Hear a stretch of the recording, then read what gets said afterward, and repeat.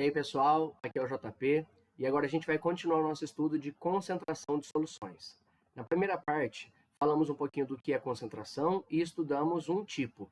Agora a gente continua com outros tipos de concentração para soluções. Lembrando que uma concentração aqui vai falar de alguma informação do soluto por alguma informação da solução. Vamos lá, então. Começando aqui com concentração molar, que aqui eu chamo com os alunos, né? A gente representa por esse M aqui, eu brinco com eles que é o M fresco, que a gente vai utilizar para se referir a esse tipo de concentração, tá?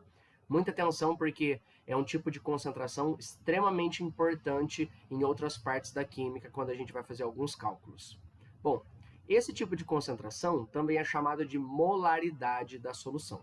Cuidado porque existe uma outra forma de calcular a concentração que tem um nome parecido aqui com esse, tá? Que é a chamada concentração molal ou molalidade, tá? São coisas diferentes e aí a gente tem que tomar cuidado na hora de trabalhar com cada uma delas, tá? Essa daqui, a molar, acaba sendo mais comum e mais importante.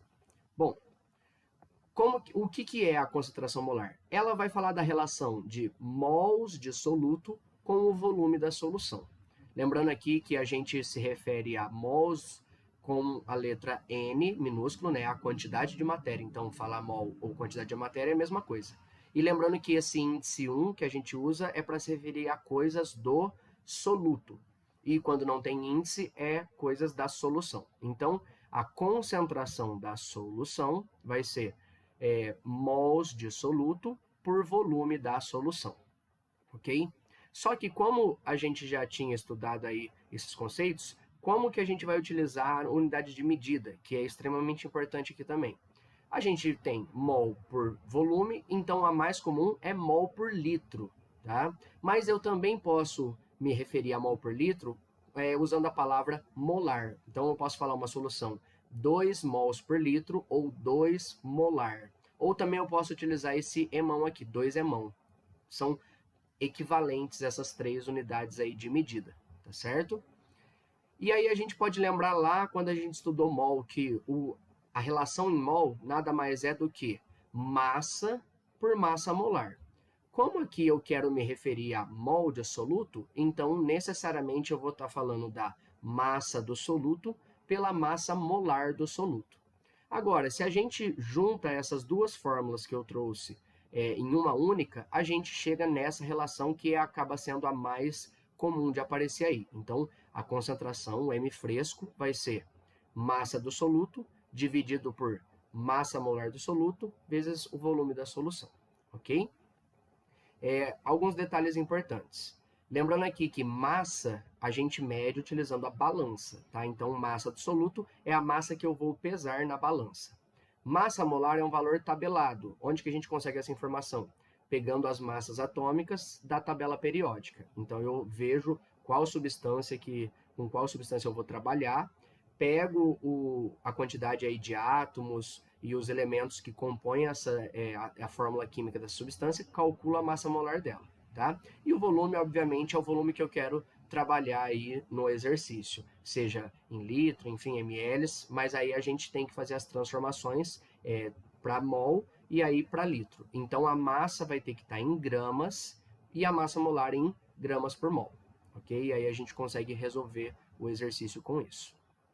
Bom, por exemplo, temos aqui um tipo de exercício que ele pode trazer para a gente usando concentração molar. Ele pede assim, ó, determine a massa de H2SO4, né, ácido sulfúrico, necessária para preparar 500 ml de solução a 2 emão, ou seja, 2 molar.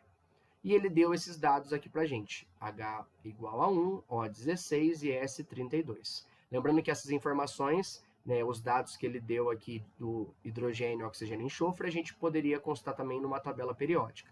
Tem exercício que disponibiliza a tabela para você aí no final da prova, para poder fazer essa consulta. Tirando as informações do que a gente quer. Então, ele quer massa, ok? Se ele quer massa, ele quer o M1.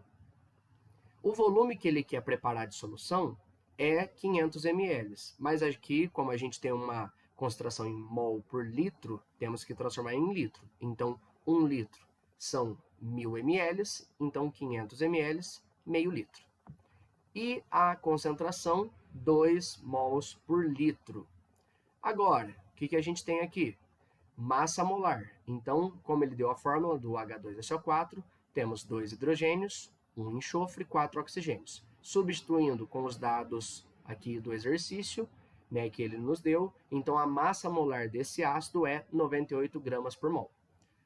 Agora a gente tem todas as informações dessa fórmula, faltando apenas a massa do soluto, que é o que ele quer.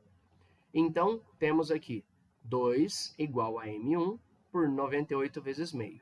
O 98 vezes meio, tudo está dividindo, então vai passar tudo multiplicando o 2.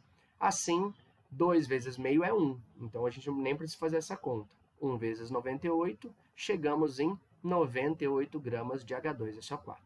Ou seja, para preparar essa quantidade de solução na concentração desejada, precisamos aí de 98 gramas de ácido sulfúrico, ok? Então aqui é um perfil de exercício que pode aparecer para a gente. Agora, um detalhe também que o exercício pode trazer, e aí o exercício fica um pouco mais elaborado, é quando ele não vai pedir a concentração da substância inteira, mas de parte dela. Por exemplo, a concentração molar dos seus íons. Como que a gente faz nesse caso? Para poder fazer isso, a gente precisa fazer a proporção estequiométrica. Como que eu faço isso, JP? Em 2 passos. Primeiro, você pega a substância e faz a sua ionização ou dissociação iônica, né? O processo é o mesmo, né? A gente já viu lá em soluções qual que é a diferença, lá nos conceitos também, tem a ver com a ligação química que eu tenho no meu composto, né? Se ele vai ionizar ou vai dissociar, só que o jeito de se fazer é o mesmo. E, em seguida, a gente faz a verificação seguindo as proporções. Por exemplo, vamos ver aqui, ó. Aqui a gente tem o cloreto de alumínio. No caso, o cloreto de alumínio é um composto iônico, então ele sofre dissociação iônica. Quando a gente fala de uma solução de cloreto de alumínio, eu tenho, na verdade, os íons cloreto e alumínio. Em qual proporção? Bom, 1 mol do AlCl3 vai dar origem a 1 mol do cátion Al3+, e 3 mols do ânion Cl-. Tá? Então, a proporção é 1 para 1 para 3. Se eu falo, por exemplo, que a minha solução é 2 mols por litro do cloreto de alumínio como um todo, seguindo a proporção 1 para 1, então a concentração só do alumínio é também 2 mols por litro, mas a concentração do cloreto vai ser o triplo, então vai ser 6 mols por litro. Tá? Aí, nesse tipo de exercício, ele falaria, por exemplo, ele pediria especificamente qual a concentração do íon cloreto, tá? Ou do íon Cl-. E aí ele daria informação do AlCl3 como um todo. E aqui um outro exemplo também. Por exemplo, aqui com o H2SO4. Nesse caso, a gente tem aqui um composto molecular, no caso um ácido, que quando colocado em água, sofre ionização. Tá? Então, 1 mol do H2SO4 vai dar origem a 2 mols do H+, do cátion hidrogênio, e 1 mol do ânion sulfato, SO4 2-. A proporção aqui é 1 para 2 para 1. Se eu falo, por exemplo, que eu tenho meio mol do ácido sulfúrico, e ele pergunta especificamente quanto de H+ eu tenho, como eu tenho a proporção em dobro, então a concentração vai ser em dobro. Então, se eu tenho meio mol do ácido, eu tenho meio mol por litro, eu tenho 1 mol por litro do H+. E eu tenho meio mol por litro também do sulfato, porque a proporção do ácido para o sulfato é 1 para 1, ok? Então, a gente precisa aí lembrar esses conceitos. Lembrar como que eu formei, quais são as cargas desses íons para conseguir fazer a proporção correta, tá? Como a gente já viu isso em outros vídeos. E, além de falar de concentração molar, também o exercício pode tratar aqui de um outro tipo de concentração, a chamada fração molar, que aqui a gente representa pela letra X maiúsculo. Essa fração molar, inclusive, acaba sendo muito comum lá no estudo de gases. E se você já aí acompanhou os meus vídeos disso, sabe que eu já comentei sobre essa fração molar. O que é a fração molar? Fração molar nada mais é do que uma relação entre mols de um componente da solução por mols do total da solução. Geralmente esse componente do nosso interesse é o soluto, então o que a gente vai ter? Se eu tenho, por exemplo, um componente A, a fração molar de A vai ser o tanto de mols de A pelo tanto de mols total. Esse A geralmente vai ser o soluto, tá? Então, quantidade de matéria do componente A por quantidade de matéria total da solução.